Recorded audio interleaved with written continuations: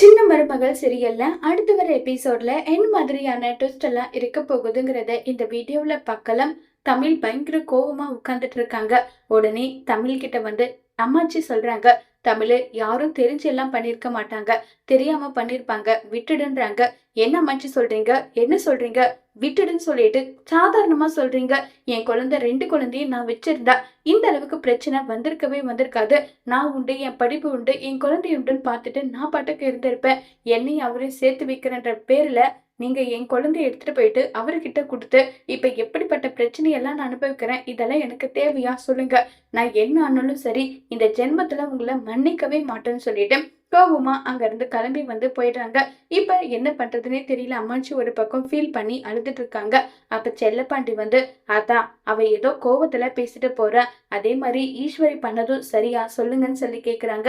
அவளை எப்படிதான் என் பிள்ளைக்கு கட்டி வச்சுனோ தெரியல, இவன் மட்டும்தான்டா இப்படி எல்லாம் பண்ணிட்டு இருக்கா, என்ன சொல்றதுன்னு எனக்கு ஒண்ணுமே புரியலன்னு சொல்லிட்டு சேதுவுக்கு கால் பண்றாங்க. சேதுவுக்கு கால் பண்ணி, ஐயா சேது, நான் உங்ககிட்ட முக்கியமான விஷயம் பேசணும் ஐயா சேதுன்றாங்க. என்ன விஷயம் அப்பத்தா சொல்லுங்கன்னு சொல்லி கேக்குறாங்க. இல்லையா, இங்க நடக்கிற விஷயம் எல்லாமே உனக்கு தெரியும் அப்பத்தா, நான் வந்து எல்லா பிரச்சனையும் சரி பண்ணிக்கிறேன், எதை நினைச்சும் கவலைப்படாதீங்க.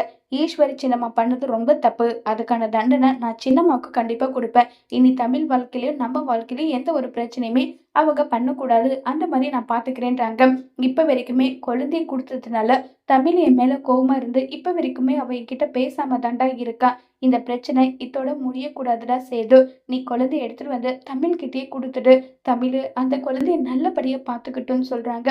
ஏன் அப்பதான் இப்படி பேசுறீங்க, எதுக்காக இப்படி பேசுறீங்க, ஏன் நான் குழந்தைய ஒழுங்கா பாத்துக்கலையா, எதுக்காக இப்படி பேசுறீங்க?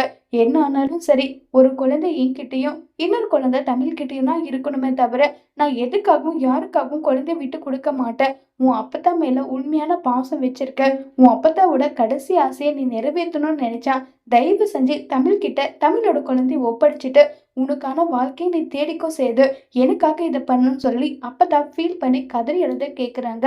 இதுக்கு சேது என்ன முடிவு எடுக்க போறாங்க? சேதுவுக்கு அப்பத்தா சொன்னது விருப்பமே இல்லைனாலும் சேது குழந்தைங்களை அப்பத்தா சொன்ன ரீசனுக்காக தமிழ் செல்வி கிட்ட ஒப்படைச்சிட்டு சேது தமிழ் வாழ்க்கை விட்டு ஒட்டு மொத்தமா விலகுவாங்களா இல்லையங்கிறத வரப்போற எபிசோட்ல வெயிட் பண்ணி பார்க்கலாம். தேங்க்யூ.